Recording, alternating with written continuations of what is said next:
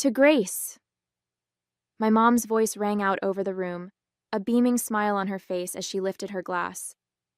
The one who made this magical day happen. I couldn't have done it without you. I froze in my seat, the words slamming into me like a brick wall.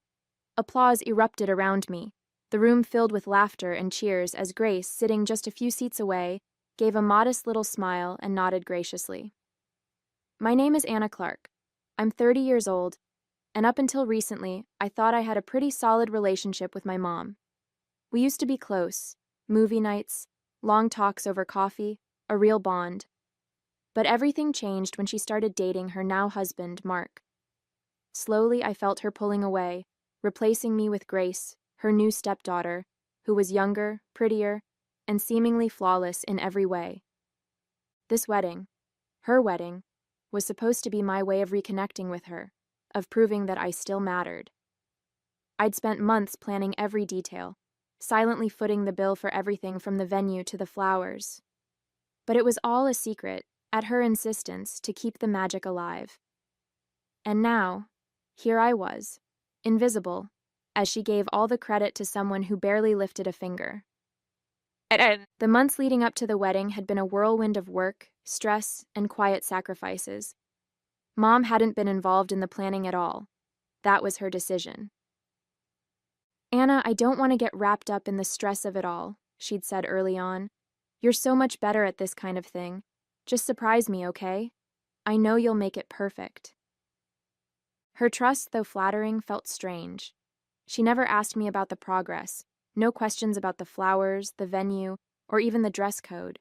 It left me confused, but I told myself she was just excited to enjoy the surprise on her big day. I worked tirelessly, managing every detail, from securing the venue to designing the seating chart. I poured my heart into it, convincing myself that this would bring us closer again.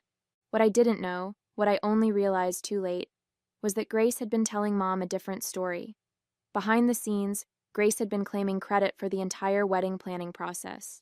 I didn't understand why Mom never brought up the preparations to me, why she never seemed curious or concerned about how things were going. Now looking back, the pieces fit. Grace had made sure Mom believed she was the one making it all happen. I didn't see it then, caught up in the work and my hope for the perfect day. I thought Mom's distance was just her way of letting me take the reins.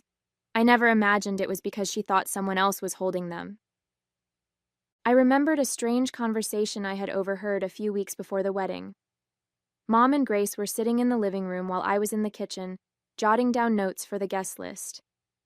Their voices carried just loud enough for me to catch snippets. "Oh, Grace, you've been such a lifesaver with all this wedding planning," Mom said, her voice warm and appreciative. "I honestly don't know how I'd have managed without you." Grace laughed lightly, the kind of laugh that grated once you realized how fake it was. "Oh, it's nothing really," she said. "I just want your day to be perfect. You deserve it." My pen froze mid-note, the words making my stomach twist. What was Mom talking about? Grace hadn't been involved in the wedding at all, at least not that I'd seen. But before I could think too much about it, Mom's voice softened further. "I'm so lucky to have a stepdaughter like you," she said. "You're such a natural at this. I thought that Anna was handling it, but you're probably much better than her at it, of course."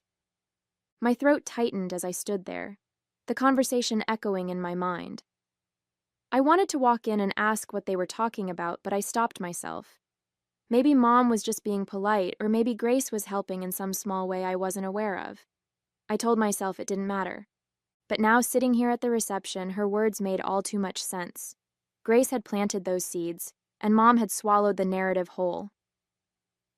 The weeks leading up to the wedding were grueling. Every spare moment was consumed by spreadsheets, emails, and endless phone calls. I worked late into the night most days, juggling my regular job with the ever-growing list of wedding tasks. My desk became a chaotic mess of vendor contracts, swatches of fabric for the table linens, and color-coded seating charts. There was the day the florist called to tell me the flowers Mom wanted weren't in season, and I had to scour local suppliers to find a replacement. Then there was the venue mix-up, when the hall booked for the reception accidentally double-scheduled us with a corporate event. I spent hours on the phone smoothing things over, eventually securing the perfect space, though it cost more than I'd budgeted. I coordinated the catering, choosing a menu I knew Mom would love, and even paid extra for a tasting session to make sure it was just right. I handpicked the decorations, spent hours folding and tying ribbons for the chairs, and painstakingly designed the invitations myself to save money. All of this was done in secret, just as Mom had asked. I want it to be a surprise, she'd said. But the surprise came at a cost. Late nights, skipped meals, and a painful dent in my savings. I had put my whole heart into making it perfect for her, telling myself it was worth it to see her smile on the big day. And now, sitting at the reception, it was clear I'd been invisible the whole time. The sound of a fork tapping against a glass silenced the chatter in the reception hall.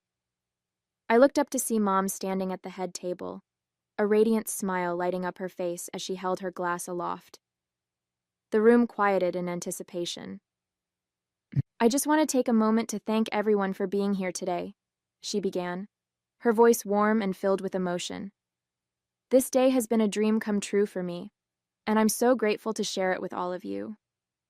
Her eyes scanned the room, briefly meeting mine, before moving on. Planning a wedding is no small task, and I have to admit I wasn't involved in much of it. But thankfully, I had someone who stepped in and made this day as perfect as it is. My heart swelled for just a moment, foolishly hoping she meant me. Grace, Mom continued, her voice brimming with pride, you've been my rock through this whole process. You've been there every step of the way, making sure every detail was perfect. I couldn't have done this without you. The room erupted into applause, heads turning toward Grace, who gave a bashful smile and waved lightly, like the gracious heroine in some story only she seemed to know. I'm so lucky to have you as my stepdaughter, Mom said, her voice cracking slightly with emotion. You've made this day magical, and I'll never forget everything you've done for me. The applause grew louder, and tears pricked at the corners of my eyes as the weight of her words settled in. Not one mention of me, not even a nod in my direction. I sat frozen in my seat, forcing a smile as my chest tightened painfully. Grace beamed under the attention, her eyes flickering to mine for the briefest moment, a subtle smirk tugging at the corner of her lips. I sat there, my hands clasped tightly in my lap, my heart pounding in my chest as the applause for Grace roared around the room. My cheeks burned, and I swallowed hard, willing the tears to stay hidden. This wasn't the time, this wasn't the place. Looking at Mom, glowing with happiness, and Grace, soaking up the admiration, I felt a storm of emotions, anger, sadness, and a gnawing sense of betrayal. But I also knew that saying anything now would only make things worse. This was her day, her wedding. No matter how much it hurt, I couldn't bring myself to ruin it. I forced a smile and joined in the polite clapping, though it felt like my hands weighed a ton. I kept my gaze down and my face neutral, determined not to let anyone see how much I was unraveling inside. I told myself I'd deal with it later, process it, confront it if I had to. But not now. Not here. For the rest of the evening, I stayed quiet, blending into the background as much as possible, waiting for the night to finally end. A week after the wedding, when Mom returned from her honeymoon, I decided I couldn't hold it in any longer. The betrayal had been simmering in my chest, growing heavier with each passing day. I went over to her house and found her unpacking suitcases in the living room, her face still glowing from the vacation. Mom, I started, my voice sharper than I intended.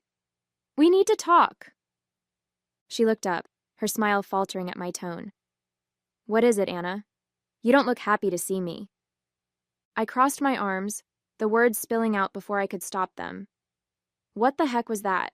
At the wedding?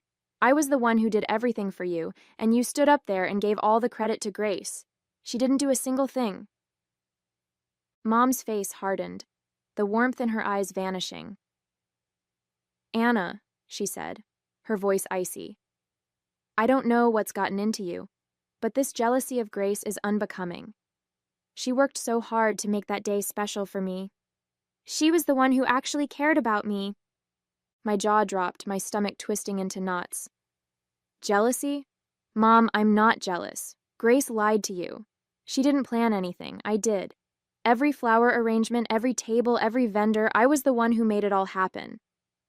Mom let out a dismissive laugh, shaking her head. Stop it, Anna. I asked you to handle the planning, but you clearly didn't care enough to follow through.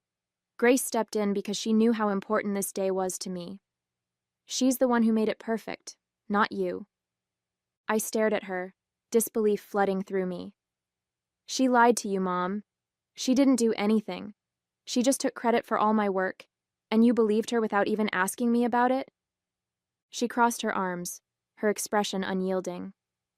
Grace wouldn't lie to me, Anna. You're just upset because she outshone you, and frankly, that's on you.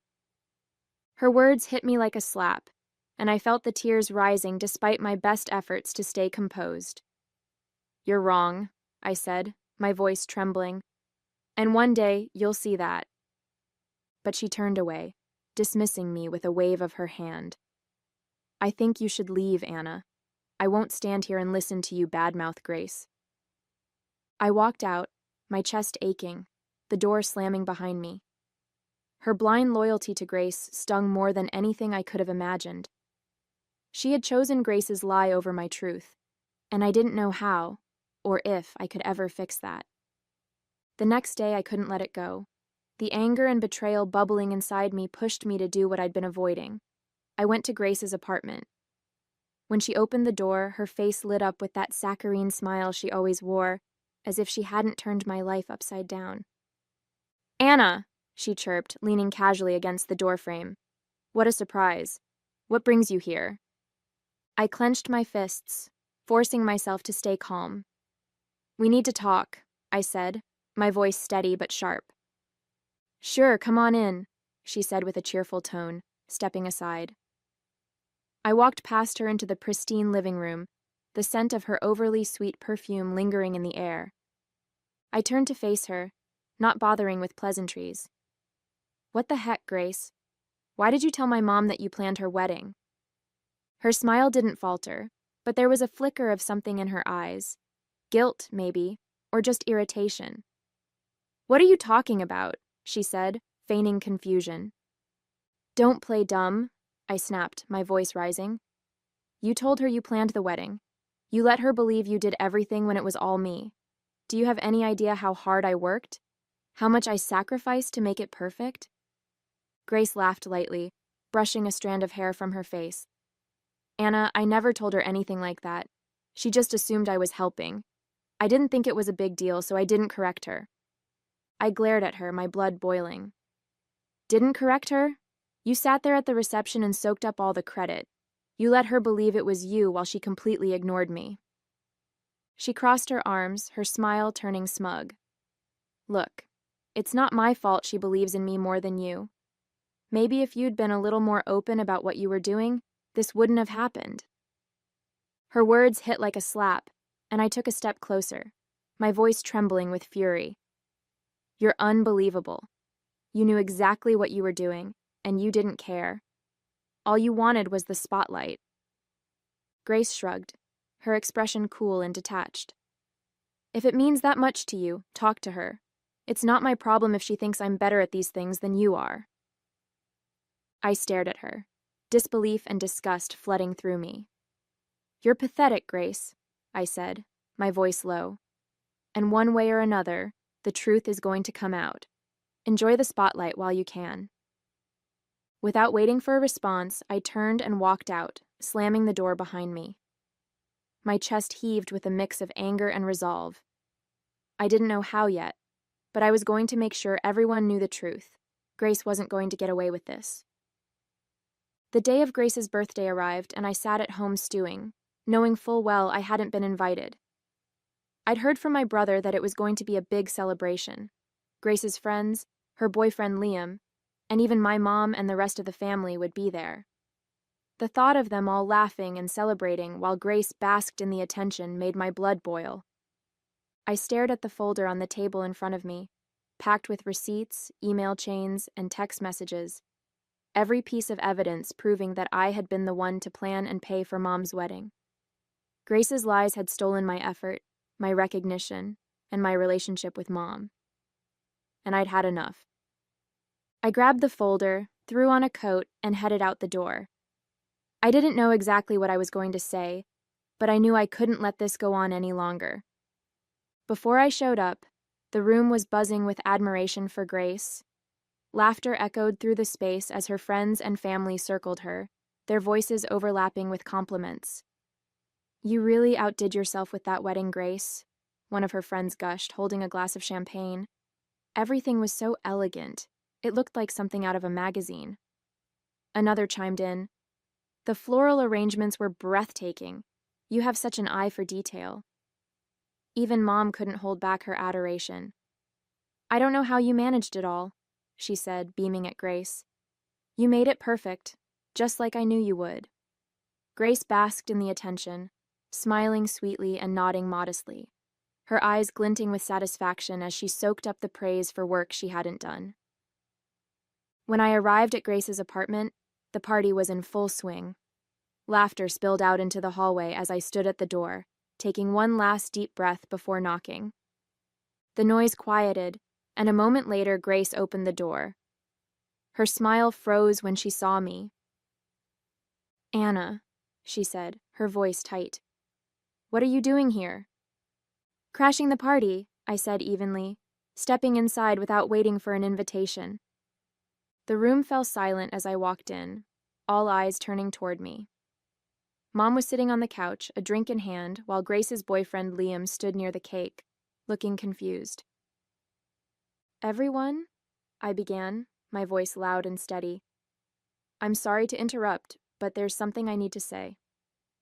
Grace closed the door and turned to me, her face pale. "Anna, this isn't the time." "It's exactly the time," I cut her off, my gaze sweeping the room.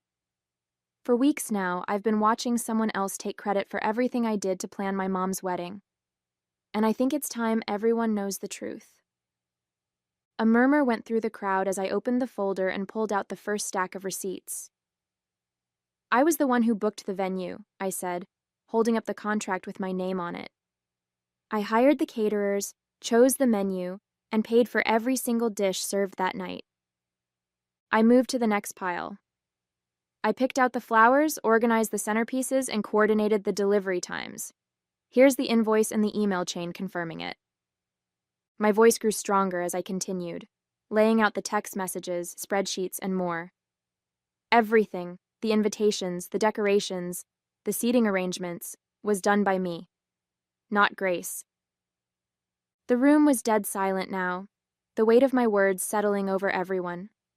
Mom's face was frozen in shock, and Grace stood stiffly near the door, her jaw clenched. "Anna," Mom finally said, her voice wavering, "what are you talking about? Grace told me."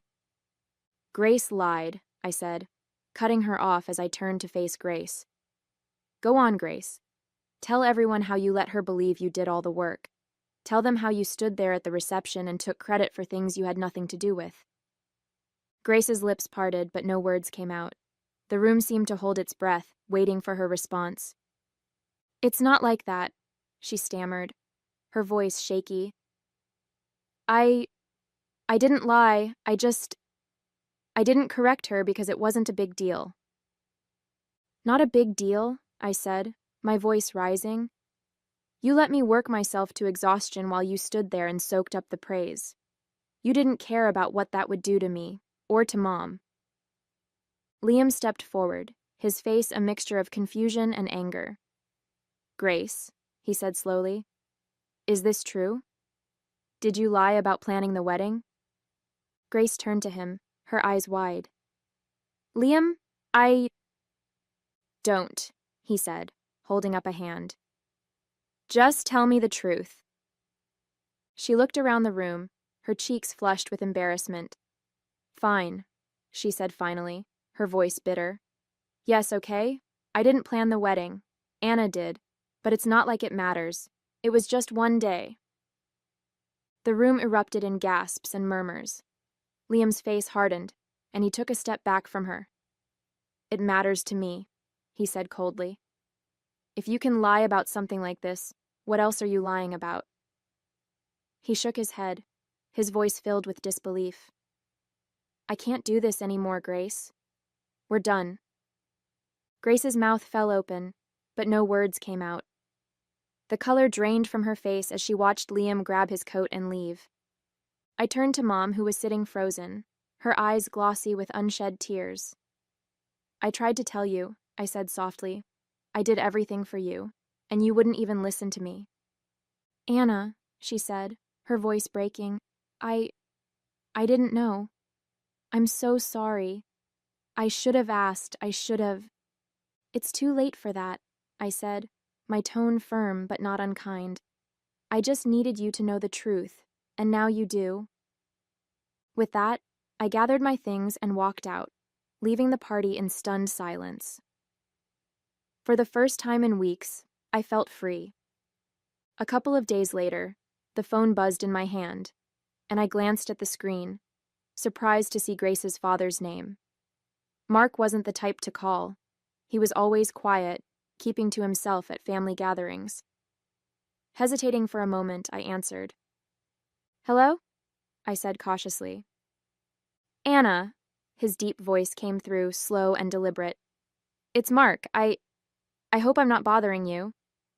No, it's fine, I replied, unsure of where this was going. What's on your mind? There was a pause, the kind that felt heavy with unspoken words. Finally, he sighed. I just wanted to apologize, he said, his voice thick with shame, for what happened, for what Grace did.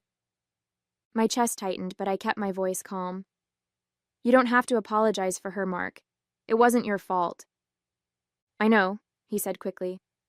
But still, I feel responsible. I raised her better than that, or at least I thought I did. He paused again, struggling to find the right words. At the party, when I found out what she did, taking credit for all your work, I was ashamed, Anna. Terribly ashamed. You didn't deserve that. I swallowed hard, his sincerity catching me off guard. Thank you for saying that, I said softly. It means a lot. She's paying the price now, Mark continued, his tone somber. I think she's starting to understand the damage she's done. But that doesn't fix what you went through. If there's anything I can do to make it right, anything at all, just say the word. I exhaled, the weight of his words settling over me. I appreciate that, Mark, I said after a moment. I really do. But I think the best thing you can do is talk to Grace. Help her see why this wasn't okay. I will, he said firmly. I promise, Anna. And again, I'm sorry. For all of it. Thank you, I said, my voice steady but filled with gratitude. That means more than you know. In the weeks following Grace's birthday, things shifted. Mom reached out several times, apologizing profusely for not believing me, and for the way she had dismissed my efforts. Her words were filled with regret, and though I accepted her apology, I made it clear that rebuilding trust would take time. Grace, on the other hand, had become a shadow of her former self. The admiration she had once basked in was gone, replaced by awkward silence and judgmental stares from friends and family who now saw her for who she truly was. Liam never came back, and from what I heard, Grace hadn't taken the breakup well. As for me, I felt lighter. For so long I had sought validation from people who didn't value me, but now I realized I didn't need their approval to feel worthy. I channeled my energy into myself, picking up hobbies I'd neglected, reconnecting with friends, and setting boundaries that protected my peace. Mom and I eventually began to repair our relationship, but it was different now. I no longer bent over backward to prove myself, and she seemed to genuinely respect the space I needed. The distance allowed us to rebuild something healthier, something that wasn't built on my sacrifices. As for Grace, she faded from the center of attention, and I couldn't help but feel a little sorry for her. But only a little. Sometimes, the truth had a way of setting things right. And for the first time in a long time, I felt like I could finally move forward.